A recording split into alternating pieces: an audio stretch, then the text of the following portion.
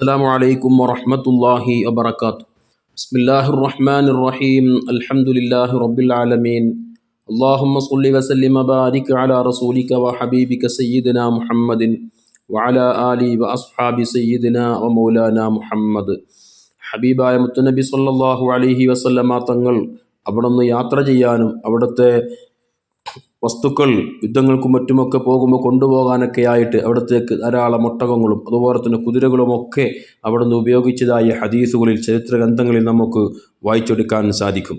എന്നാൽ മുത്ത് ഹബീബ് സല്ലല്ലാഹു അലൈഹി വസല്ലമ തങ്ങൾക്ക് ഏറ്റവും ഇഷ്ടപ്പെട്ട അള്ളാഹുവിൻ്റെ വഹ്യനുസരിച്ച് തന്നെ പ്രവർത്തിക്കുന്ന ഒട്ടകമായിരുന്നു ഖസ്വാ എന്ന ഒട്ടകമെന്ന് നമുക്ക് ഹദീസുകളിൽ നിന്നും ചരിത്ര ഗ്രന്ഥങ്ങളിൽ നിന്നും വായിച്ചെടുക്കാൻ സാധിക്കും. മുത്ത് ഹബീബ് സല്ലല്ലാഹു അലൈഹി വസല്ലമ തങ്ങൾ മക്കയിൽ നിന്ന് മദീനയിലേക്ക് ഹിജറ പോയപ്പോൾ അവിടുന്ന് ഉപയോഗിച്ച ഒട്ടകമായിരുന്നല്ലോ ഖസ്വാ.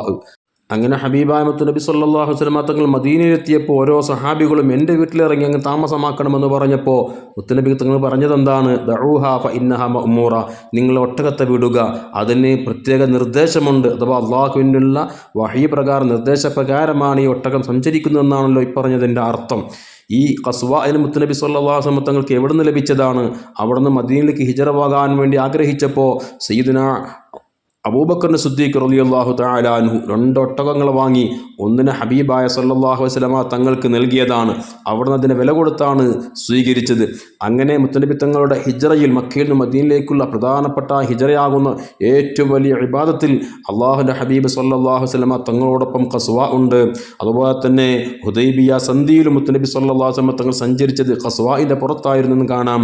ബദർ യുദ്ധത്തിലും ഖസ്വാഇനാണ് ആ ഭാഗ്യം ലഭിച്ചിട്ടുള്ളത്.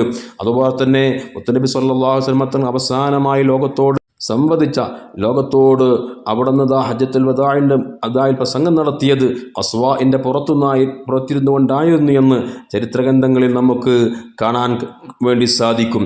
ഈ ഖസ്വാ എന്ന പേരിന് ആ പേര് വെക്കാനുള്ള കാരണം മഹാന്മാർ പല നിലക്കുള്ള വിശദീകരണങ്ങൾ നൽകിയിട്ടുണ്ട്.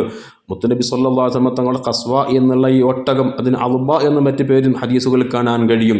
ഇത് ഏറ്റവും കൂടുതൽ നല്ല ആരോഗ്യമുള്ളതും അതുപോലെ തന്നെ ഏറ്റവും കൂടുതൽ സ്പീഡിൽ സഞ്ചരിക്കാൻ കഴിയുന്നതുമായ ഒരു ഒട്ടകമായിരുന്നു എന്ന് ഹദീസുകളിൽ നമുക്ക് വ്യക്തമായും കൃത്യമായി മനസ്സിലാക്കാൻ സാധിക്കും. അതുകൊണ്ട് തന്നെ മറ്റൊരാൾക്കും അതിനെ ഓവർടേക്ക് ചെയ്ത് കടക്കുക സാധ്യമേ ആയിരുന്നില്ല. ഒരു ദിവസം ഒരു അറാബി അദ്ദേഹത്തിൻ്റെ വാഹനവുമായി, അദ്ദേഹത്തിൻ്റെ കുതിരയോ മറ്റു വാഹനവുമായി ഈ അൽബാഇനെ അഥവാ ഖസ്വാഇനെ ഓവർടേക്ക് ചെയ്തപ്പോൾ സഹാബത്തിൻ്റെ മനസ്സിൽ വല്ലാത്ത വിഷമമായി തോന്നി, വല്ലാത്ത പ്രയാസം അവരുടെ മനസ്സിൽ വന്നു. മഹാനായ ഇമാം നസായി റളിയല്ലാഹു തആല അൻഹു അനസ് ബിൻ മാലിക് റളിയല്ലാഹു അൻഹുവിൽ നിന്നും ഈ സംഭവം ഉദ്ധരിക്കുന്നതായി നമുക്ക് കാണാൻ സാധിക്കും. അങ്ങനെ ഈ അറാബി മുത്തുനബി സല്ലല്ലാഹു അലൈഹി വസല്ലമ തങ്ങളുടെ ഒട്ടകത്തെ മറികടന്നപ്പോൾ സഹാബത്തിൻ്റെ വിഷമം മനസ്സിൽ വന്നു. അവർ മുത്തുനബിയോട് പറഞ്ഞു, സുബിഖത്തുൽ അൽബാ, നബിയെ അങ്ങയുടെ ഈ ഖസ്വാഇനെ, ഈ അൽബാഇനെ ഇതാ ഈ അറാബിയായ മനുഷ്യൻ ഓവർടേക്ക് ചെയ്തു പോയല്ലോ, അതിനെ തോൽപ്പിച്ചു കളഞ്ഞല്ലോ എന്ന നിലക്ക് പറഞ്ഞപ്പോൾ ഹബീബായ സല്ലല്ലാഹു അലൈഹി വസല്ലമ തങ്ങൾ ഒരിക്കലും അതിനെ ദുഃഖിക്കുകയോ അതിലധികം സങ്കടപ്പെടുകയോ അല്ല ചെയ്തത്. മറിച്ച് അള്ളാഹുവിൻ്റെ ഹബീബ് സല്ലല്ലാഹു അലൈഹി വസല്ലമ തങ്ങൾ സഹാബത്തിനോട് പറഞ്ഞൊരു കാര്യമുണ്ട്, നാം ഓരോരുത്തരും മനസ്സിരുത്തി മനസ്സിലാക്കേണ്ടുന്ന കാര്യമാണ്.